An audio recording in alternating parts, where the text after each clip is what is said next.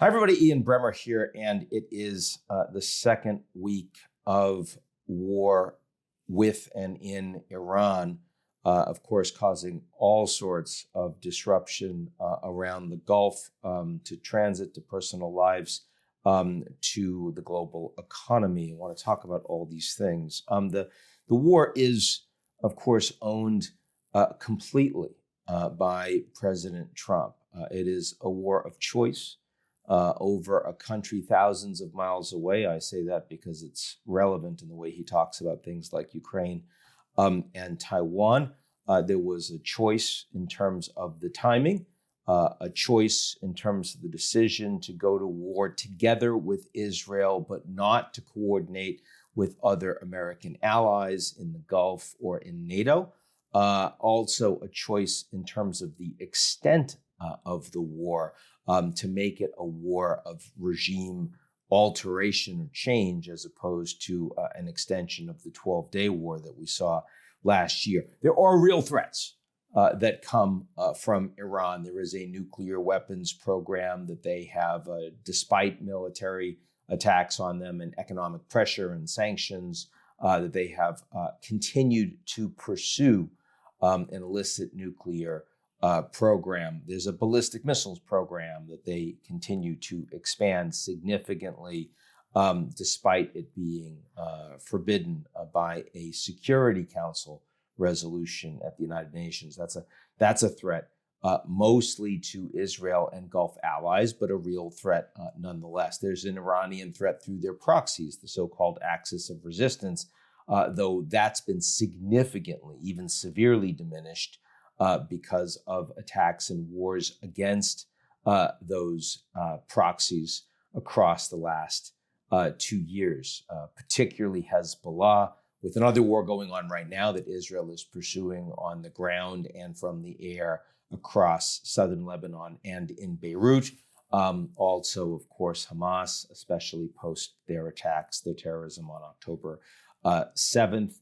The overthrow of Bashar Assad in Syria. So the proxies were nowhere near the threat that they used to be. And then, of course, the Islamic Republic as a regime, and this is most important in terms of human threat, even though it's not the one we spend as much time talking about, it's a threat to its own people, as we saw at the beginning of January, where over 3 days, tens of thousands of Iranian civilians, mostly, overwhelmingly, were unarmed and were brutally murdered by the Iranian regime, by their own illegitimate government. And that is a higher level of death in such a short period of time. The world has not witnessed anything like that since Rwanda, the genocide there. So this is worth us all remembering, especially because it's the part of this war that is least likely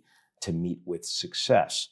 So there are real threats. Now, the former threats you could have dealt with through another 12-day war or even longer, where the Americans, the Israelis, and others could have engaged in strikes and support of strikes, intelligence support, basing support, logistics support against Iran's military capabilities, blow up their nuclear capabilities, even potentially with commandos on the ground, hit their ballistic missile sites, take out drones to the best of your capabilities. And then after you've done that, 1 week, 2 weeks, 3 weeks, 4 weeks, you reopen negotiations in a dramatically stronger position. You said, okay, well, you didn't listen last time. We've just shown that we're more than capable of destroying a lot of what you've been building up, and you're wasting all this money, and your economy is in very dire shape, and your people are increasingly restive. And so are you prepared to negotiate? That's certainly what was an option that was in front of Trump. He chose not to take it.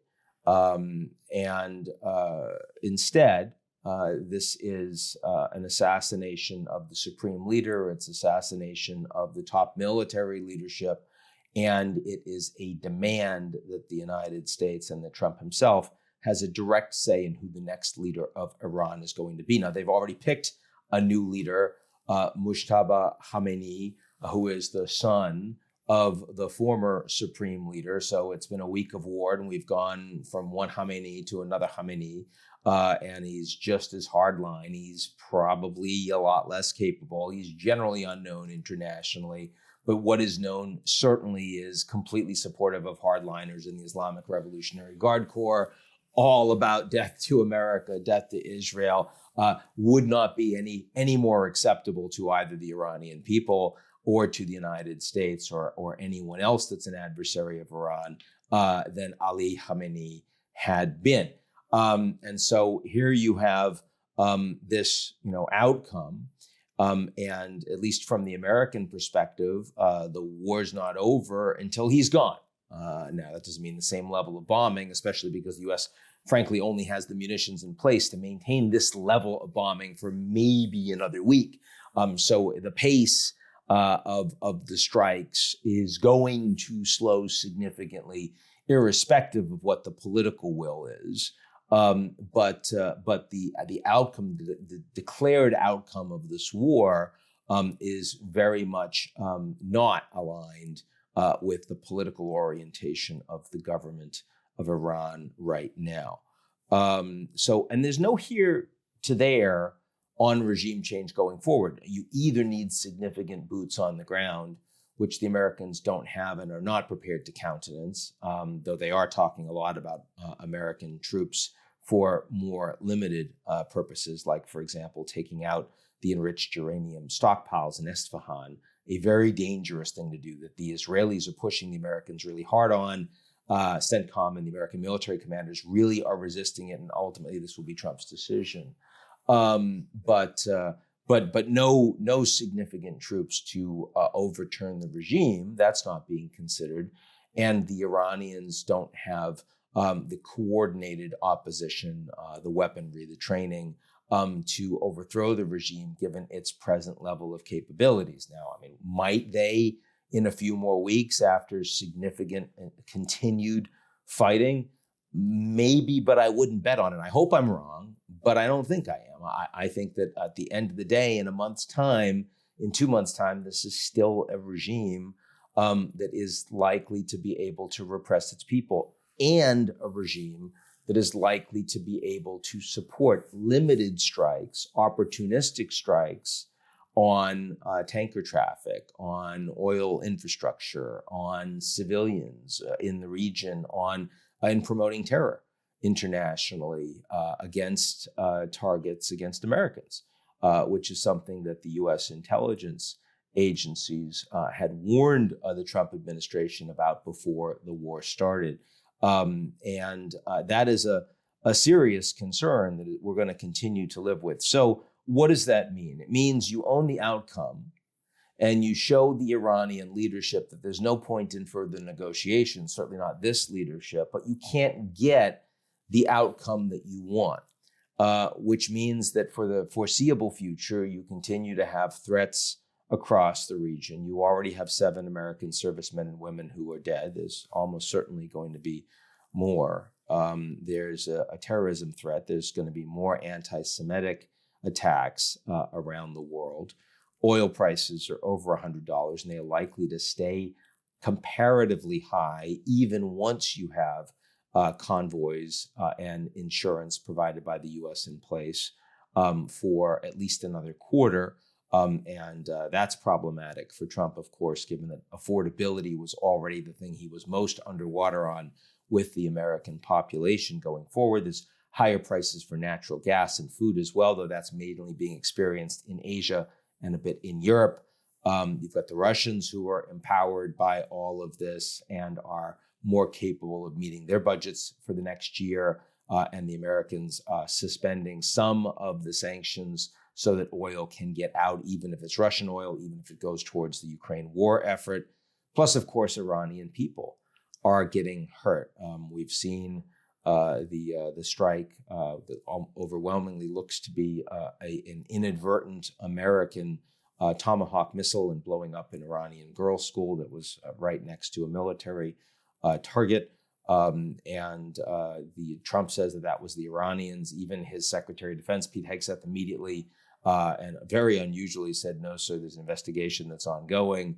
But this, of course, is on the Iranian people, as is the strikes on oil tanks and infrastructure around Tehran over the weekend. And now you see the black skies and the poison rain and atmosphere that the Iranians in Tehran are experiencing. And if there's one way to turn the Iranian people against what the U.S. and Israel is doing, it is that kind of hardship that they are experiencing, which is frankly unnecessary. And even Lindsey Graham, who has been one of the strongest advocates in support of like striking everything he can find that's an enemy of the U.S., sort of warned, in this case, the Israelis that maybe they went too far and shouldn't have bombed that oil infrastructure. What do you do in this position? If I were advising Trump right now, I would say declare victory, because the longer this war goes on, the more of these unintended consequences are going to continue.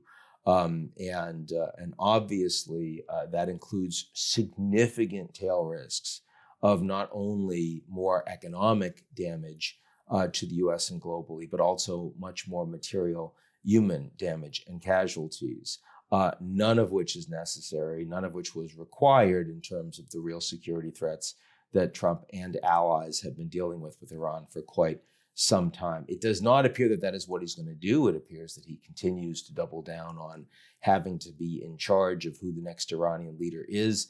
And the ability to control for that, or the inability to control for that, is likely to make the Americans engage in this war for longer, with far more likelihood of unintended consequences that are dangerous. So that's what we're looking at right now. We'll keep following this very closely. I'll talk to you all real soon.